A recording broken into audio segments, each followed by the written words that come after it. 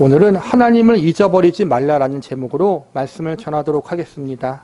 신명기는 출애굽기 2세대들에게 주어진 하나님의 말씀을 기록한 책입니다.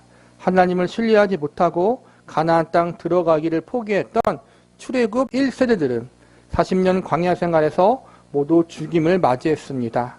그리고 그들의 자녀들이 성장하여 어른이 되었고 이제 새로운 세대가 가나안 땅에 들어가게 되었습니다. 신명기가 기록될 당시 살아남은 출애굽 1세대는 모세와 여호수아 그리고 갈렙 이렇게 3명뿐이었습니다. 애굽에서 나온 9세대가 사라지고 광야 생활 중에 태어난 신세대가 들어서게 된 것입니다.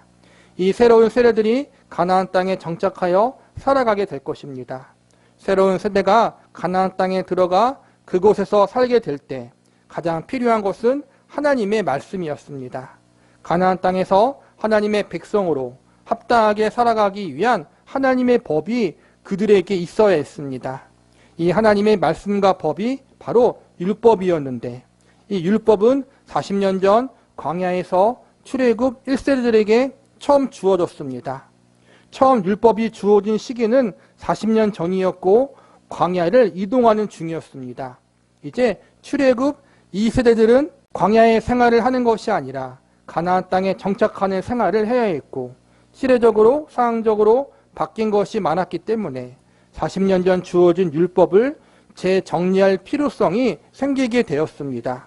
하나님은 율법의 본질적인 내용과 의미는 그대로 놔두시고 형식적인 부분에서 지금의 세대들에게 가장 적합하게 적용할 수 있도록 모세에게 말씀을 재정리하고 요약해서 출애굽 2세대들에게 알려주는 일을 하도록 명령하시는데 그 내용이 바로 신명기 말씀입니다.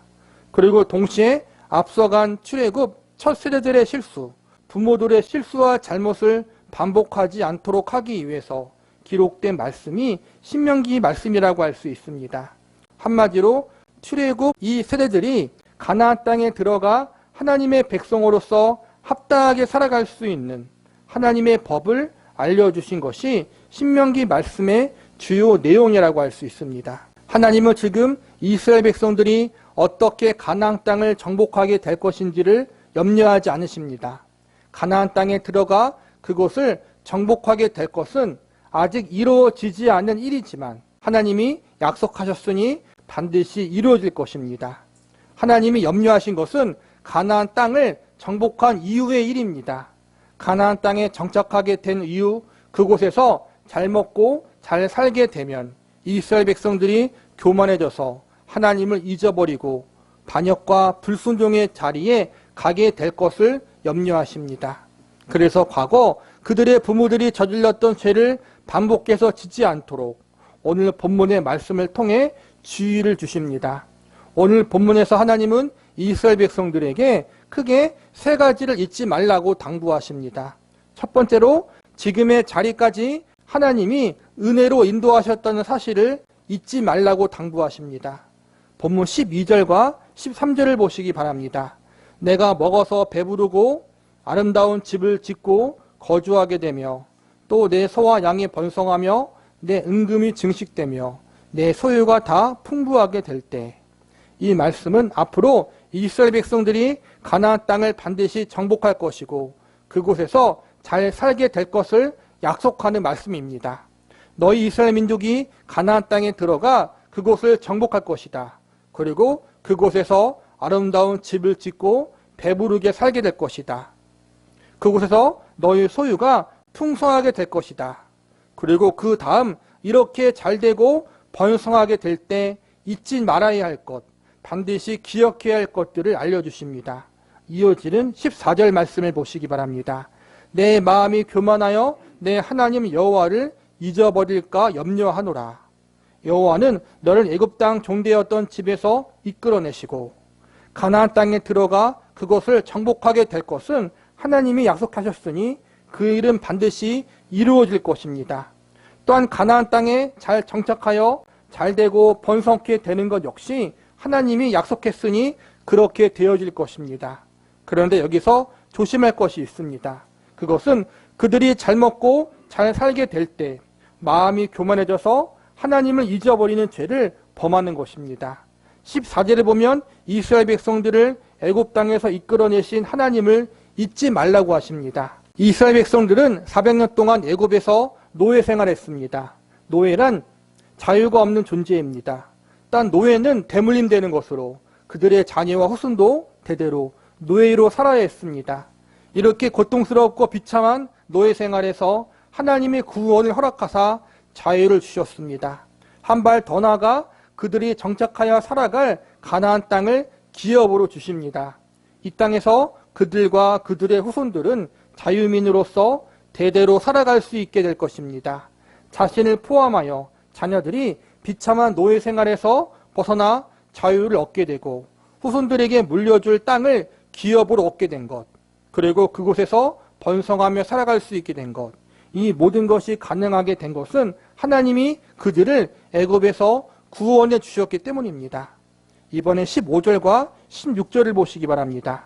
너를 인도하여 그 광대하고 위험한 광야, 곧 불뱀과 정갈이 있고 물이 없는 간조한 땅을 지나게 하셨으며 또 너를 위하여 단단한 반석에서 물을 내셨으며 내 조상들도 알지 못하던 만나를 광야에서 내게 먹이셨나니 이는 다 너를 낮추시며 너를 시험하사 마침내 내게 복을 주려 하심이었느니라. 하나님은 애굽의 노예 생활에서 구원만 하시는 것으로 끝나지 않으시고 그들에게 가나안 땅을 기업으로 주셨습니다.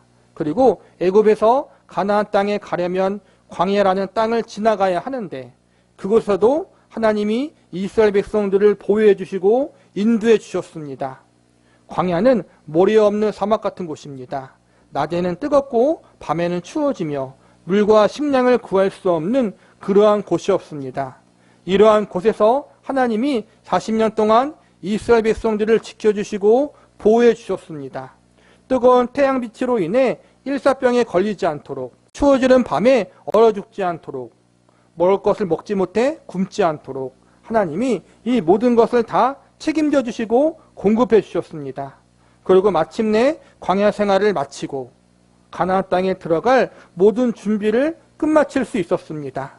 애굽에서 구원함을 받고 광야 생활 중에 보호받고 무사히 인도받을 수 있었던 것, 이 모든 것이 하나님이 베풀어 주신 은혜입니다. 우리도 마찬가지입니다. 과거 이스라엘 백성들이 하나님이 구원의 은혜를 베풀어 주시고 인도하심과 보호하심의 은혜를 베풀어 주셔서 가나안 땅까지 무사히 들어갈 수 있었던 것처럼 인생길 가운데 하나님이 크신 은혜를 베풀어 주사 우리가 지금의 자리까지 올 수 있었고 하나님을 예배하는 자리, 하나님을 아버지라 부를 수 있는 자리까지 올 수가 있었습니다. 이스라엘 백성들이 잘해서 지금의 자리에 온 것이 아니듯 우리 역시 지금의 자리에까지 온 것은 우리가 잘해서가 아니라 전적인 하나님의 은혜였습니다. 죄의 노예된 상태에 있던 우리를 구원해 주시고 인생의 의미와 목적을 모른 채 방황하던 우리를 천국의 소망을 품고 살아갈 수 있는 존재로 만들어 주셨습니다. 하나님 아버지와 그분의 아들이신 예수 그리스도를 우리의 왕이요 구주로 삼고 영원한 하늘나라를 바라보며 감사함으로 인생을 살아갈 수 있도록 우리에게 믿음을 주시고 소망을 주시고 하나님과 예수님의 사랑을 알게 해주셨습니다. 우리는 이제 이 땅의 것에 소망을 두는 사람들이 아니라 썩어져 없어지는 이 땅의 것에 목매어 사는 존재들이 아니라 영원한 하나님의 나라를 바라보고 이 하나님의 나라가 우리의 기업이고 우리의 본향이 된다는 사실을 소망하는 믿음의 사람들이 되었습니다. 이 모든 것을 우리를 위해서 예비하신 하나님과 이 하나님의 사랑을 받은 우리들은 절대로 하나님의 은혜를 잊어버리는 사람들이 되어서는 안 됩니다. 지금의 이 자리에까지 우리의 인생과 우리의 삶을 인도하신 하나님, 저와 여러분의 입술로 통해 하나님을 아버지라 부를 수 있게 하신 하나님, 천국을 소망하며 믿음으로 이 땅을 살아갈 수 있게 하신 하나님, 이 하나님의 은혜를 절대로 잊어버리지 않는 저와 여러분이 되시기를 바랍니다. 두 번째로 주어진 모든 것이 하나님께로부터 왔음을 잊지 말라고 당부하십니다.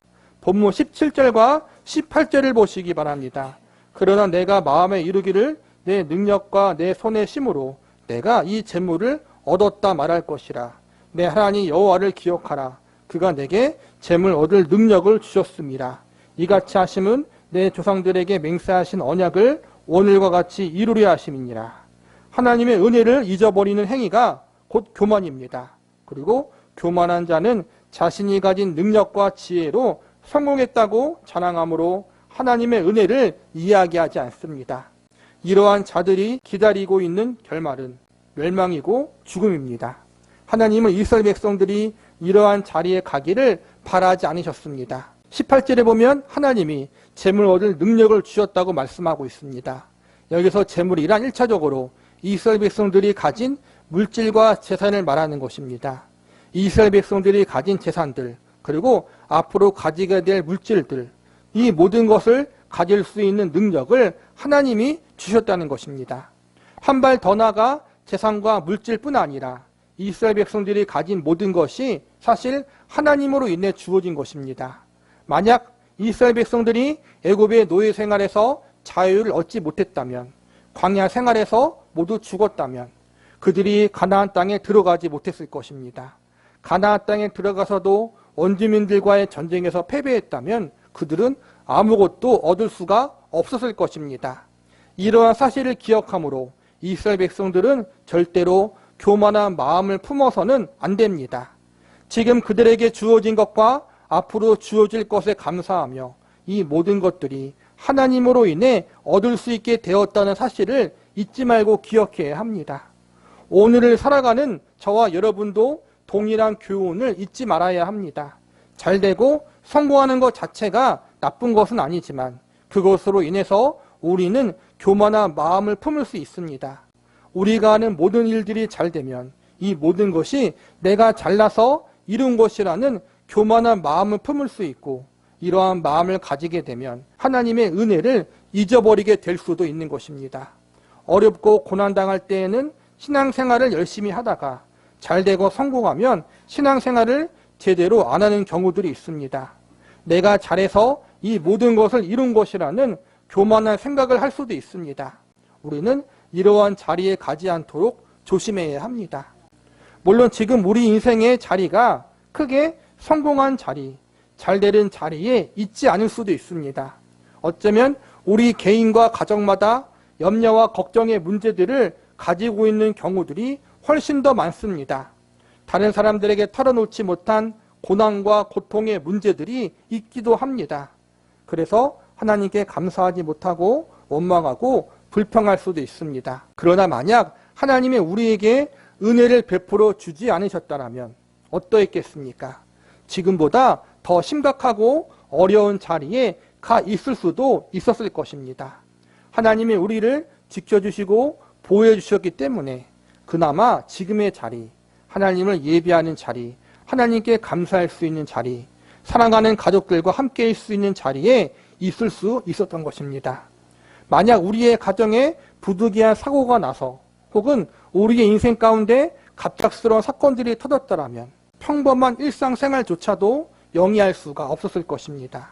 하나님이 나에게 지금의 건강보다 더 안 좋게 했다라면, 지금 우리가 가지고 있는 인생의 문제보다 더 큰 문제를 허락하셨다라면 어땠을까요?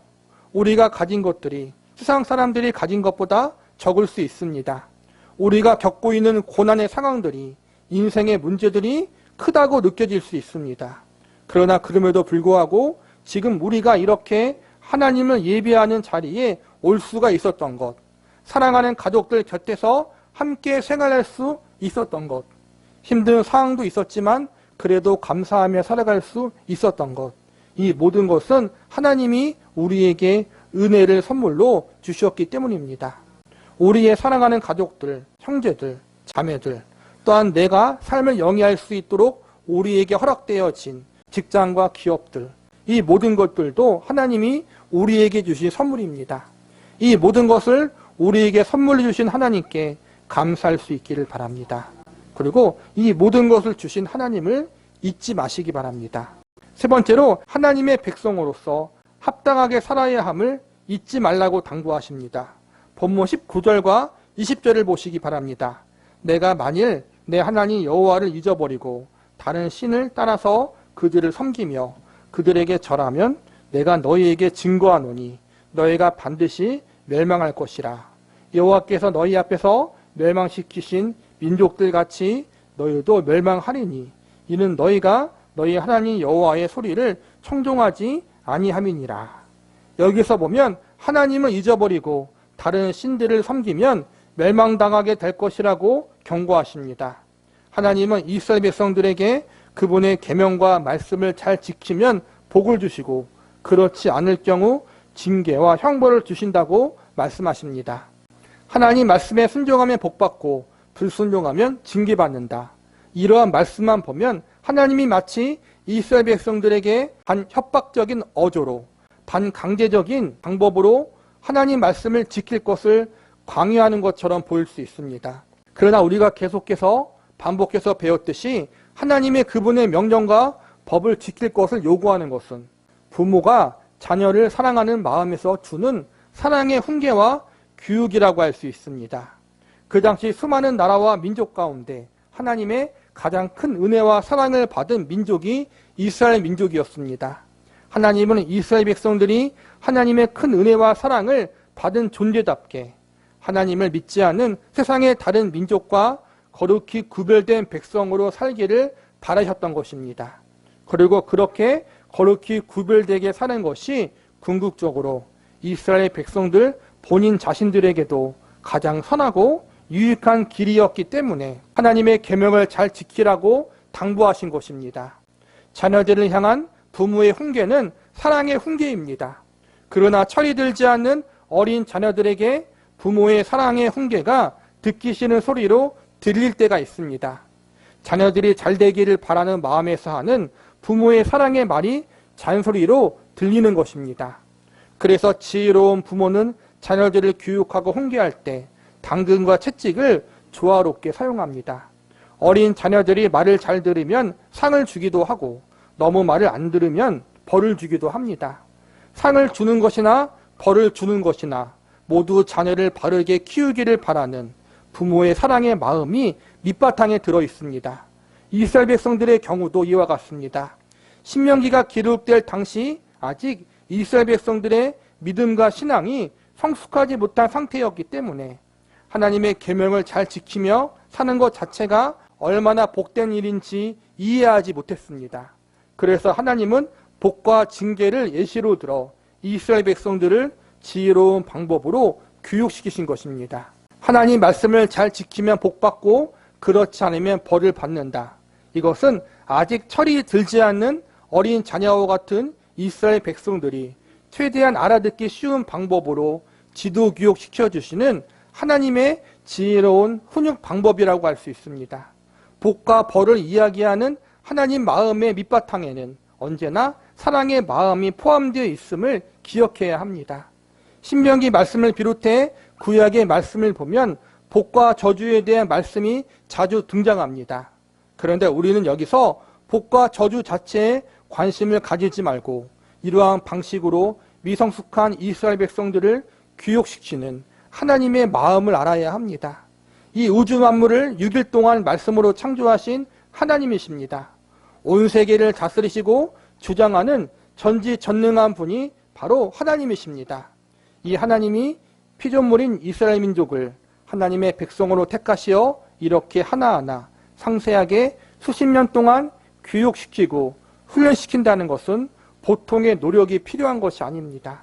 아주 번거롭고 오랜 인내의 시간이 필요합니다. 우리도 자녀를 키워봐서 아시지 않습니까? 자녀를 키우는 일은 여간 어려운 일이 아닙니다. 그나마 말을 조금 잘 듣는 자녀면 어린 시절만 잘 챙겨주면 괜찮은데 말을 지지리도 안 듣는 자녀들은 커서도 여전히 속을 썩입니다. 심지어는 중년의 나이가 되어서도 여전히 부모를 걱정시키고 부모의 마음을 고생케 하는 자녀들이 있습니다. 이스라엘 백성들의 경우는 어떠한 경우입니까? 말을 잘 듣는 자녀가 아니라 말을 잘 듣지 않는 자녀였습니다. 그래서 하나님은 오랜 시간 동안 이스라엘 백성들 때문에 속을 썩습니다. 그럼에도 불구하고 하나님은 이스라엘 백성들을 포기하지 않고 그들을 계속 사랑으로 붙드시고 지도하십니다.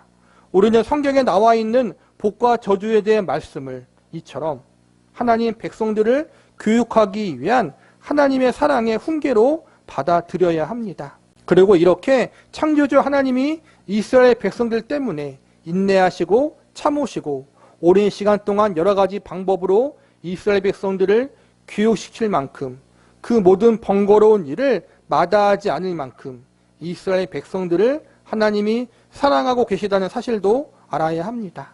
결과적으로 교만하지 말라는 것, 우상을 숭배하지 말라는 것, 하나님을 잊어버리지 말라는 것, 하나님이 베푸신 은혜를 기억하라는 것, 이 모든 것은 하나님의 백성들이 하나님만 바라보고 사랑해야 함을 알려주고 계신 것입니다. 이제 다음 주가 추수감사절입니다. 추수감사절의 가장 중요한 의미는 지금까지 하나님이 우리에게 베풀어 주신 은혜와 사랑이 얼마나 큰지를 잊지 말라는 것입니다. 우리가 지금까지 우리를 향해 하나님이 부어주신 은혜와 사랑이 그리고 앞으로 부어질 하나님의 자비와 긍휼하심이 얼마나 큰지를 잊지 않고 기억할 때 감사하는 자리에 갈 수 있습니다.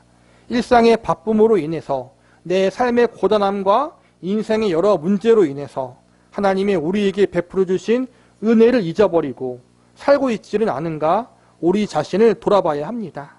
내 삶의 주인이 하나님이라는 사실, 그 하나님이 나를 사랑으로 인도하고 있다는 사실을 망각하며 살고 있지는 않은가. 지금 우리는 어떠한 자리에 있는지 우리의 삶을 뒤돌아보시기 바랍니다. 혹여나 우리가 잠시 하나님의 은혜와 사랑을 잊어버리고 살았다면 반성하고 우리의 인생 가운데 잠시 망각했던 하나님의 은혜와 사랑을 마음속 깊은 곳에 다시 새기기로 결심할 수 있는 추수감사절이 되기를 기도합니다.